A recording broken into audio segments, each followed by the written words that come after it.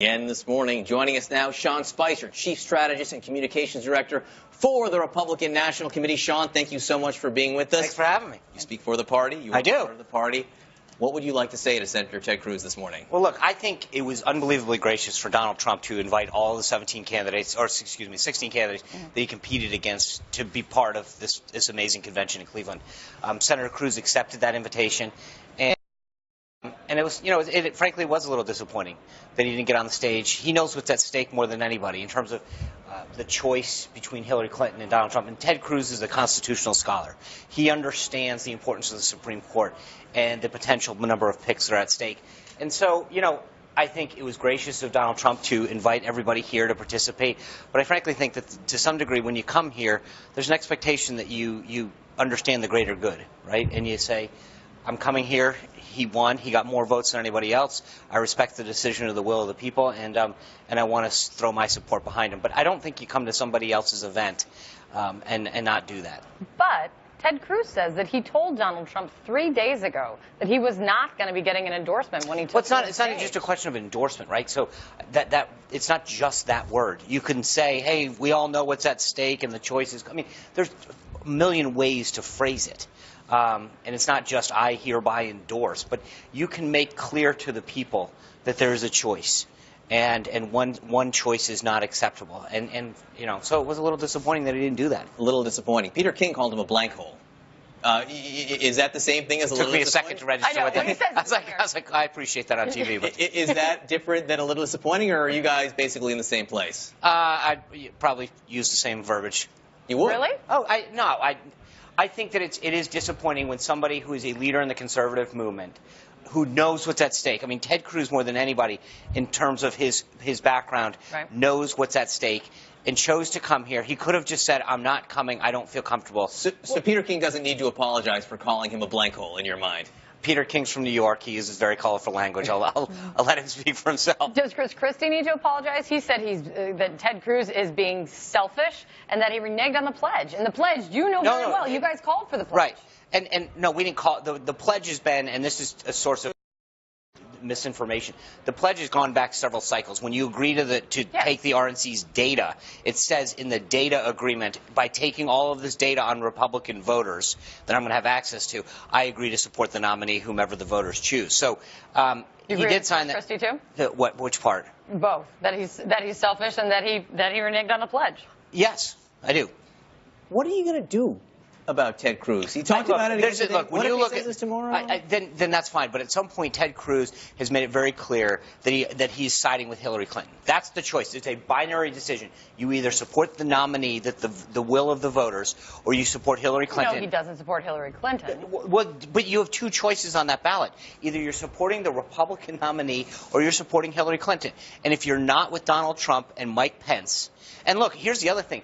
Donald Trump knows what a conservative stalwart Mike Pence is. When it comes to fiscal issues, social issues, there is no one stronger than Mike Pence. That speech he gave last night was amazing. And so if you may have a problem with Donald Trump, as he clearly does, but to not understand that his vice presidential pick is unbelievably the strongest conservative pick we've seen in a long time, then I think that says a lot. Did you just say that Ted Cruz is aiding and abetting Hillary Clinton?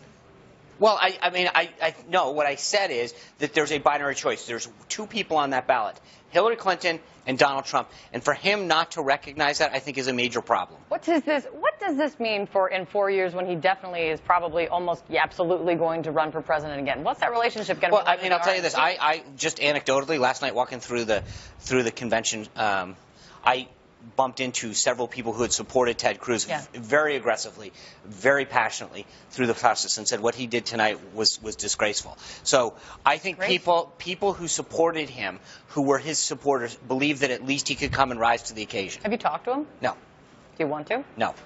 You don't want to talk to Cruz? No. I don't know that Ted Cruz wants to talk to me, but there's no reason to. I mean, he had his opportunity, and look.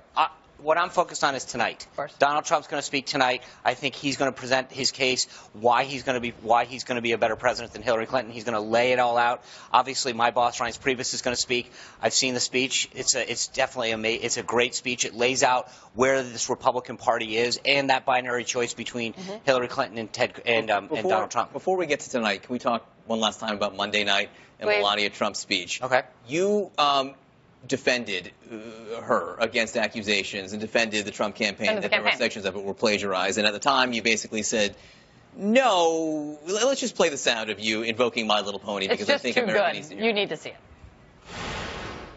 We had a 2,000-word statement. We're talking about 70 words, 3 passages. Okay, and this idea of plagiarism, if we want to talk about it, let's talk to it. Melania Trump said you work hard for what you get in life. John Legend said work hard to be anything you want in life. Kid Rock said work hard to be anything you want in life. Melania Trump said the strength of your dreams and willingness to work for them. Twilight Sparkle from My Little Pony said this is your dream. Anything you can do in your dreams, you can do now. I mean, if we want to take a bunch of phrases and run them through a Google and say, hey, who else has said them, I can come up with a list in 5 minutes. So now the Trump campaign has come out and said that it wasn't Twilight Sparkle. It wasn't. From My Little Pony. Nor was it Rainbow Dash. So let's be clear. All of the ponies are clear. But they took the words. The speechwriter who works for the Trump Organization said these words came from Michelle Obama's speech, explained how it happened. Do they owe you an apology? I mean, you were out there basically taking them at their word that it wasn't plagiarized. They said it was. Do you wish you hadn't been in that position? Well, at the time, the information that we had and the same information that Paul Manafort had from the campaign, he went and he checked. He asked everyone involved in the speech. He asked Mrs. Trump, you know, how did this come to happen? Everybody agreed that it was Mrs. Trump's words. And let's be honest, the speech was amazing. She delivered it phenomenally. And I think the world was really impressed with the next First Lady. But subsequently, it was made clear that there was somebody else that no one was aware of that had worked with them. So they made it clear. But at the time, the information that everybody had was that this was Mrs. Trump and the speechwriters here. Did they apologize to you? No. Can we just take a moment before we really go and just compliment Cleveland for how great this is, how great the weather's been? Look, if anybody that's been here or seen anything, you cannot say enough about how well Cleveland has done in this convention. They wanted this more than anything, probably more than the Cavs win. No, But the people here have just risen to the occasion. The law enforcement has been phenomenal.